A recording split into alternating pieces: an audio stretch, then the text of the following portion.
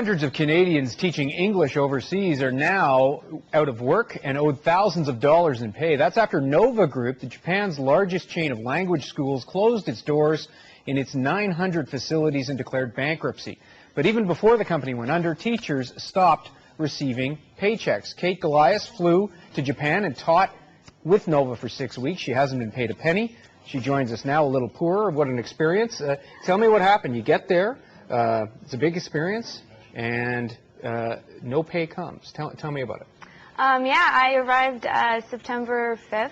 I went into work around September 10th, and it was every day. About a week after that, we were hearing that the trainers were not getting paid, and there was a little worry. I started saving my money just in case, and then we were supposed to be paid October 15th, and we didn't. And so, just so everyone's clear, you go to Japan. A lot of people do this because you need this experience to get into teachers college, and the pay is pretty good for someone. Yeah. When did you know things were going south? When the trainers were not getting paid, and then everybody started freaking out, and yeah, that was around the time. What has the company told you so far? They went, from what I understand, they went bankrupt, that the pay might come in, the government might take 80%, pay back 80% of our unpaid wages, but because I left the country, I'm not sure how that's going to work out. You've written off. How much do they owe you? Around $2,000. Not small change for someone your age, right? Like you need that money. Did you run out of money in Japan? Yeah, I was down. Tell me about that. I was down to $1 basically. Yeah, I saved a lot. I ate a lot of noodle soup, $1 noodle soup, but yeah, I was out. When you get there, too, as well, you're a young person and this is your first time in Japan. Tell me about it. You go downtown Osaka and you're by yourself? Yeah, it was pretty crazy.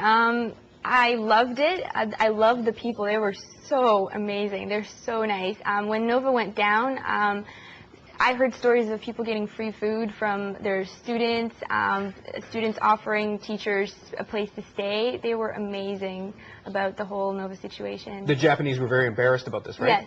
Yes, yeah. exactly. We do have a statement from the company. For what it's worth, it's not worth your $2,000. I deeply regret to inform all instructors that it has not been possible to gather sufficient funds to pay salary. I'm truly sorry that I've been unable to pay the salaries on schedule. Once again, I seriously apologize for this delay and the hardship it causes. There's some allegations about moving money away from a public company into a private company, but bottom line is people like you didn't get paid. What do you do now and where do you go? Because if I understand it correctly, Japan was seen as quite safe and established. Yeah. What are the other options in the region? Korea is the next option. A lot of my friends, majority of my friends went to Korea, and that's what I plan to do in end of January. So. You're going to go back and do this again? Yeah. Why? Because some people would be soured on the fact that you know it's a fairly traumatic experience. Yeah, for sure. But I loved Asia. It was amazing.